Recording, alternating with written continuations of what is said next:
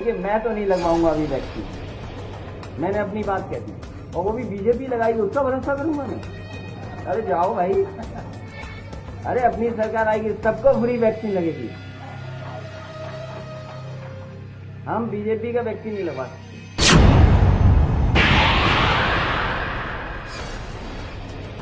Corona के इस भयावता में ऐसे कई चेहरे बेपर्दा हुए हैं जिन्होंने इस आपदा को अपनी राजनीतिक रोटियां सेकने के अवसर के तौर पर इस्तेमाल किया। इन लोगों ने वैक्सीन को लेकर जबरदस्त भ्रम फैलाया, आम लोगों को गुमराह किया, वैक्सीन की गुणवत्ता पर सवाल खड़े किए, उसे इस्तेमाल न करने की सलाह दी। आज यही लोग सरकार से टीकाकरण की संख्या को लेकर सवाल पूछ रहे हैं। अब जब कोरोना से देश भर में मौतें हो रही हैं, तो यही लोग सरकार को वैक्सीन पर कटघरे में खड़ा कर रहे हैं कि अभी तक लोगों को वैक्सीन क्यों नहीं मिली। इन लोगों ने मानवता के खिलाफ जघन्य अपराध किया है, क्योंकि वैक्सीन पर इनके फैलाए गए भ्रम के चलते काफी लोग इस अभियान से अलग रहे। इन गुनाहगार चेहरों की फहरिस्त में सबसे ऊपर नाम समाजवादी पार्टी के मुखिया अखिलेश यादव का है। अखिलेश यादव ने 3 जनवरी को लखनऊ में एक प्रेस कॉन्फ्रेंस की और कोरोना की इस वैक्सीन को बीजेपी की वैक्सीन करार दिया।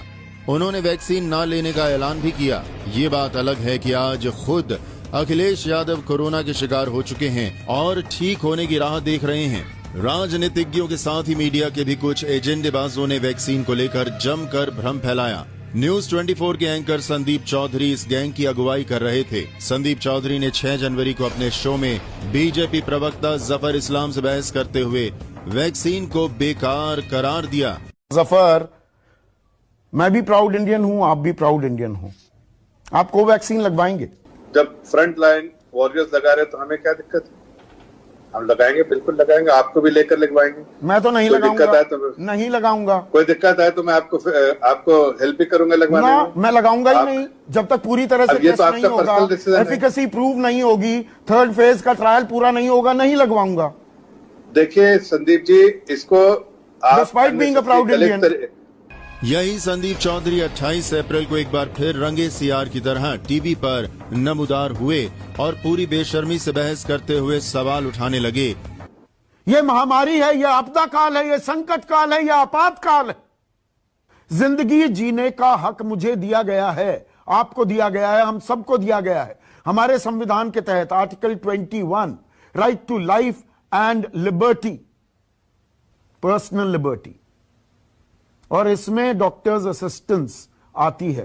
तो टीकाकरण किया जाता है, इस आपातकाल की सबसे बड़ी जरूरत है। तो ये टीकाकरण मुझे क्यों ना दिया जाए, और मुफ्त में क्यों ना दिया जाए? ये अलग अलग दाम क्यों? इसी तरह शेखर गुप्ता के द प्रिंट में वैक्सीन को लेकर एक के बाद एक दूसरे एजेंडाधारी आर्टिकल की भरमार नजर आई। इसमें कोवैक्सीन को राजनीतिक जुमला तक करार दिया गया। कोवैक्सीन के साथ ही कोविशील्ड को लेकर भी द प्रिंट के लेखों में सवाल खड़े किए गए। उद्योगपतियों का एक गैंग भी इस खेल में हिस्सेदार बना। उद्योगपति राजीव बजाज ने एनडीटीवी के एक शो में साफ तौर पर कहा कि वैक्सीन के खतरे इसके फायदों से कहीं अधिक हैं।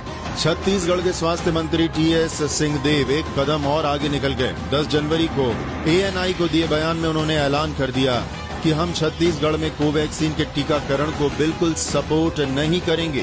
कांग्रेस के प्रवक्ता रणदीप सुरजेवाला ने प्रेस कॉन्फ्रेंस कर वैक्सीन पर भ्रम फैलाने की कोशिश में पीएम के नाम का भी इस्तेमाल कर दिया। उन्होंने सवाल किया कि आखिर क्यों प्रधानमंत्री, स्वास्थ्य मंत्री और दूसरे केंद्रीय मंत्री पहले खुद वैक्सीन नहीं लगवा रहे।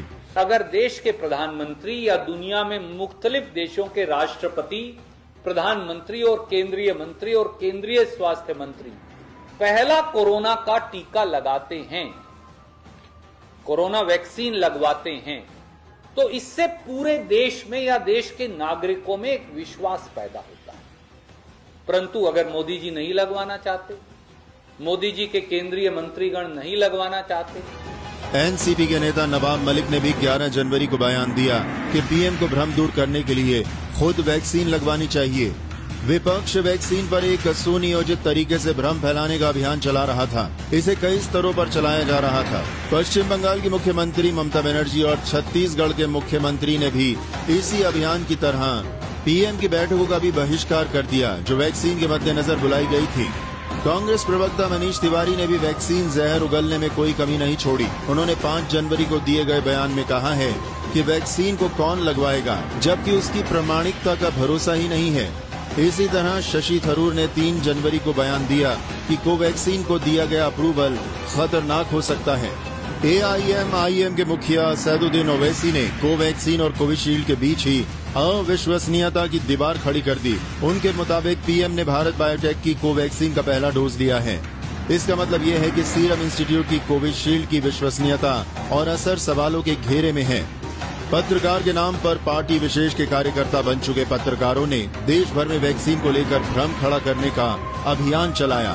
स्वाति चतुर्वेदी नाम की कथित पत्रकार ने ऐलान कर दिया कि उनका भारत बायोटेक में बिल्कुल भी यकीन नहीं है और वे कोवैक्सीन नहीं लगवाएंगी।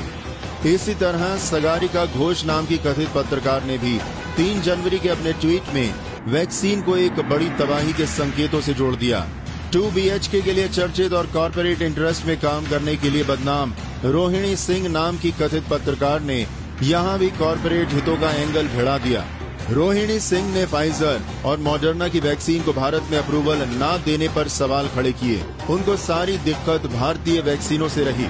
आज की तारीख में कोविड के नाम पर रोना पीटना कर रहे प्रशांत भूषण ने कोरोना की मौत का भी ऐलान कर दिया था। 1 फरवरी को किए अपने ट्वीट में उन्होंने लिखा कि अप्रमाणिक प्राइवेट वैक्सीन पर हमारा पैसा बेवजह खर्च किया जा रहा है, जबकि कोविड अपनी स्वाभाविक मौत मर रहा है। आज की तारीख में जब वैक्सीन ही कोरोना के खिलाफ लड़ाई में सबसे मजबूत सहारा बनती दिख रही है, इन एजेंडाबाजों के चेहरे सबके सामने लाना बेहद जरूरी है। Newsroom post, Delhi.